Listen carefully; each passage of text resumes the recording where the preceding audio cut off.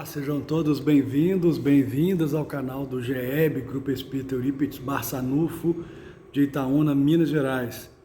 Dentro do projeto Nos Passos de Emmanuel, vamos fazer uma leitura do livro Vinha de Luz, psicografado pelo médium Chico Xavier. Vamos a ele. Tópico 113, a fuga. E orai para que a vossa fuga não aconteça no inverno, nem no sábado. Jesus em Mateus, capítulo 24, versículo 20. A permanência nos ciclos mais baixos da natureza institui para a alma um segundo modo de ser, em que a viciação se faz obsidente e imperiosa. Para que alguém se retire de semelhantes charcos do espírito, é imprescindível que fuja. Raramente, porém, a vítima conseguirá libertar-se sem a disciplina de si mesma. Muitas vezes é preciso violentar o próprio coração. Somente assim demandará novos planos. Justo, pois, recorrer à imagem do Mestre, quando se reportou ao planeta em geral, salientando as necessidades do indivíduo. É conveniente a todo aprendiz a fuga proveitosa da região lodacenta da vida, enquanto não chega o inverno, ou os derradeiros recursos de tempo recebidos para o serviço humano. Cada homem possui com a existência uma série de estações e uma relação de dias, estruturadas em precioso cálculo de probabilidades.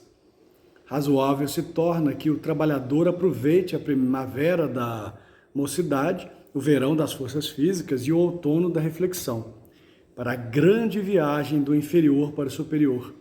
Entretanto, a maioria aguarda o inverno da velhice ou do sofrimento irremediável na terra, quando o ensejo de trabalho está findo. As possibilidades para determinada experiência jazem esgotadas. Não é o fim da vida, mas o termo de preciosa concessão. E, naturalmente, o servidor descuidado que deixou para sábado o trabalho que deveria executar na segunda-feira será obrigado a recapitular a tarefa, sabe Deus quando. Esse recorte feito aqui no texto, e orai para que a vossa fuga não aconteça no inverno nem no sábado, em Mateus capítulo 24, versículo 20, é o texto, para mim, é o texto mais apocalíptico de Jesus, que falava de paz, que falava de amor. Nesse texto, ele fala, quando é admoestado pelos discípulos sobre o templo, né, o templo de Herodes, ele diz o seguinte: pois tenham certeza de que não ficará pedra sobre pedra desse templo. Então ele fala ele fala de fins, sim, e é interessante que aqui a gente pode perceber aqui um duplo sentido, do fim de finalidade e do fim de tudo, do término de tudo. E quando nós ouvimos de regeneração, de mudança dos tempos, nós devemos entender o seguinte: é fim de uma era, sim, é fim dessa ideia da velhice, desse inverno, dessa ideia de um tempo que está se acabando. E vamos falar agora de um novo tempo, de uma nova era, isso sim, de uma nova concepção. Então, para esse novo fim, vamos dizer assim, é preciso que nós tenhamos fim para as nossas ações, que nós tenhamos finalidade de ação, finalidade para agir rápido, para fugir de certos estados mentais. A permanência nos ciclos mais baixos da natureza institui para a alma um segundo modo de ser, em que a viciação se faz obsidente e imperiosa, né? cercada aqui, segundo Emmanuel, dos obsessores, cercada de um lamaçal de ideias inferiores. Para que alguém se retire de semelhantes charcos do espírito, é imprescindível que fuja, que saia desse estado o mais rápido possível. Raramente, porém, a vítima conseguirá libertar-se sem a disciplina de si mesmo. Muitas vezes é preciso violentar o próprio coração somente assim demandará novos planos. novas ações, novos compromissos com si mesma. Justo, pois, recorrer à imagem do Mestre quando se reportou ao planeta em geral, salientando as necessidades do indivíduo. É conveniente a todo aprendiz a fuga proveitosa da região lodocenta da vida, enquanto não chega o inverno ou os derradeiros recursos de tempo recebidos para o serviço humano. Essa metáfora das estações do tempo são muito aproveitadas, né? Para que a gente possa entender as diversas etapas da nossa vida.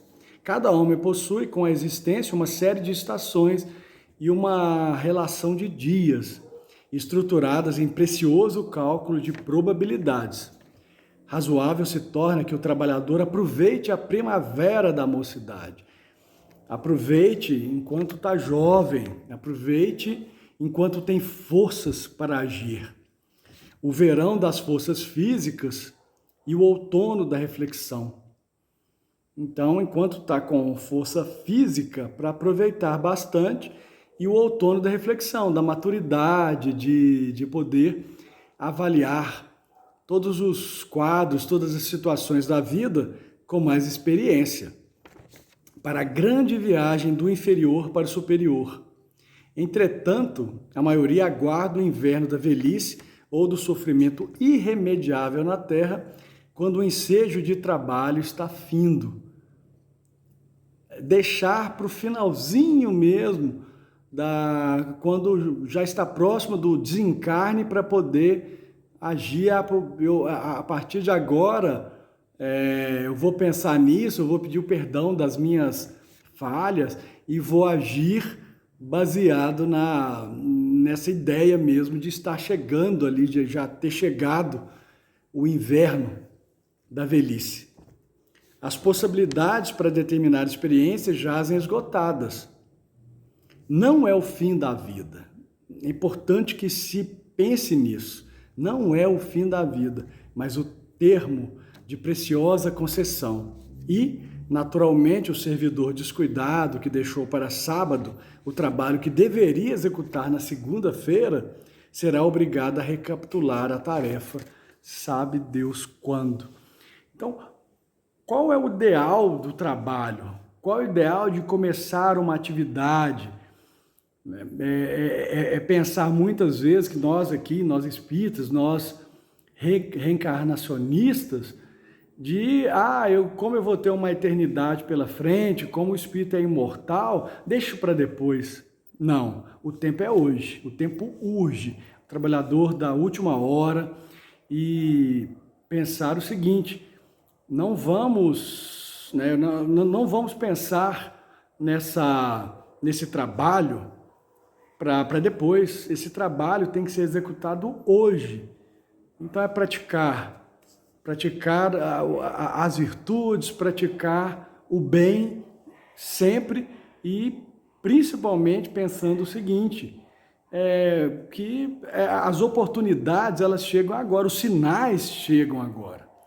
Nós temos o privilégio de estarmos na era da regeneração, na era da transformação. Só que essa transformação aqui não é uma reforma do templo físico, que esses templos já vão ceder, vão cair e vão acabar. Essa reforma do templo, esse templo interior, lembrando que o reino de Deus está em nós. Então, urge que trabalhemos essa reforma íntima, trabalhemos essa modificação interior, e que nós possamos fazer essa passagem gloriosa do tempo com muita dignidade, com amor, principalmente, podendo fazer valer as palavras do Cristo. Então, mais uma vez, o fim não está próximo. Não é isso que o Cristo quis dizer. Não é o fim da vida, mas é sempre um recomeço para nós mesmos. Afinal de contas, nenhuma ovelha se perderá. E o Cristo está aí a partir do Espírito Consolador para nos auxiliar, a partir dos Espíritos Consoladores, para que nós possamos ter essa passagem, esse momento extremamente importante que estamos vivendo, um tempo de aproveitar cada minuto para poder fazer o bem, para poder executar as ações do trabalho edificante que o Cristo nos propôs, não nos impôs, mas nos propôs. Que assim seja.